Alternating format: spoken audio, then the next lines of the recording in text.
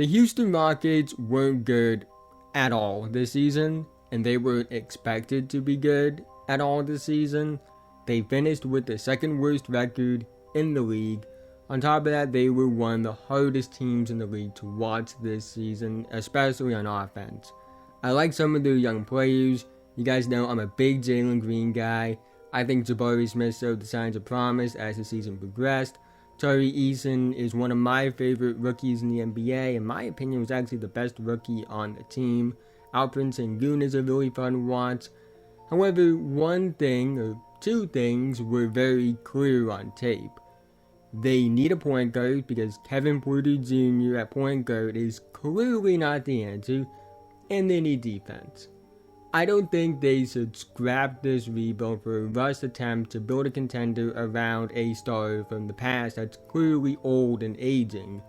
And like with the Blazers video, this is based off what I would do, not what I think will happen.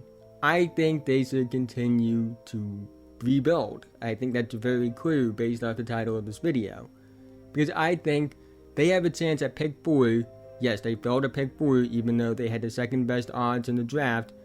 It doesn't really matter to me because the guy I think is perfect for them is Amen Thompson, who would be a big piece in solving both of the biggest issues with this team.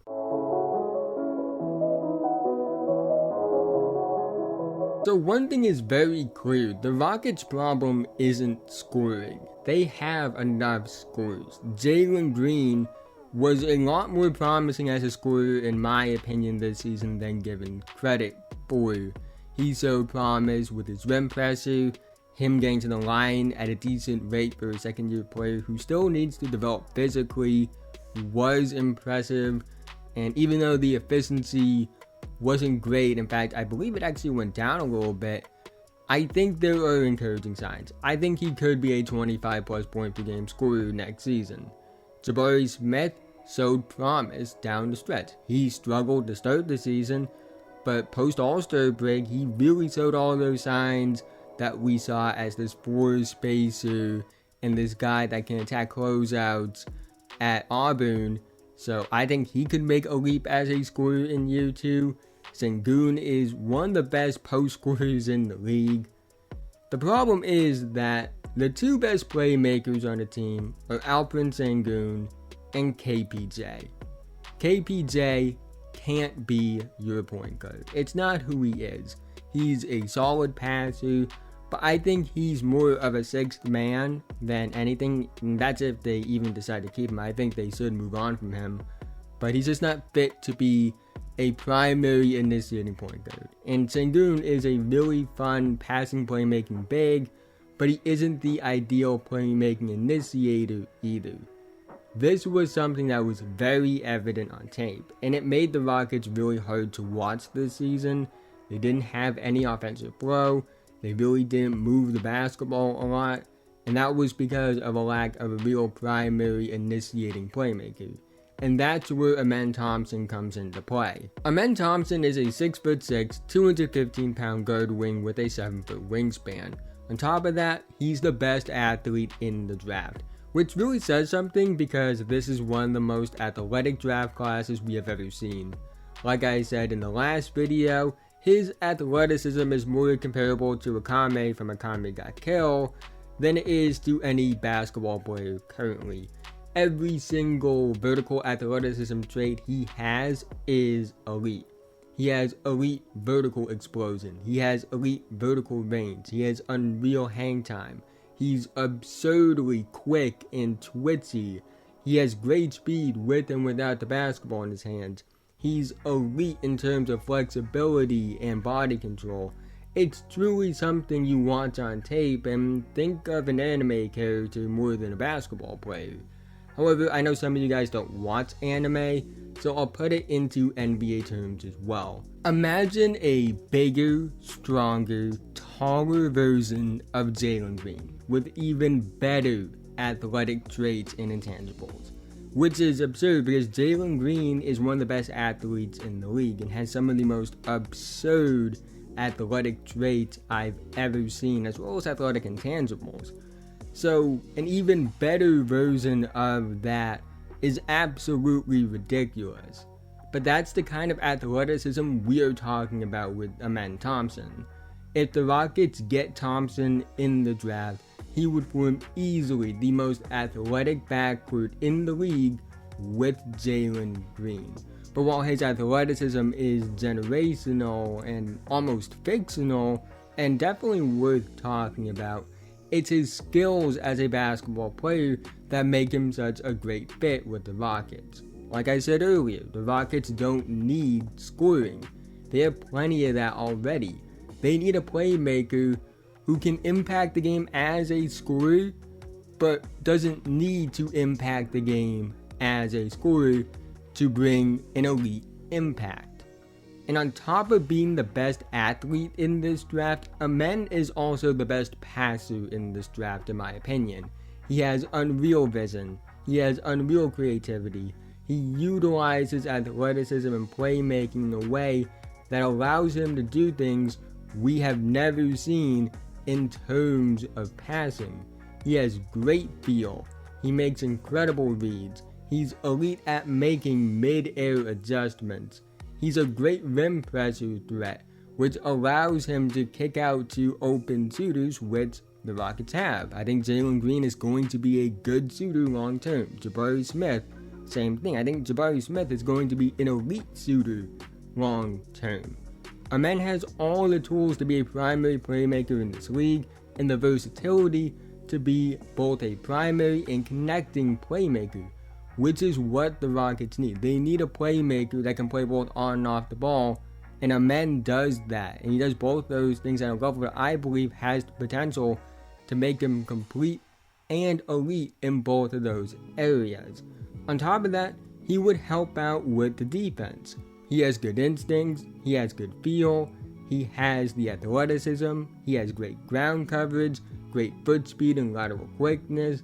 He has the potential to be one of the most productive players in terms of blocks and steals at the guard wing spot in the NBA.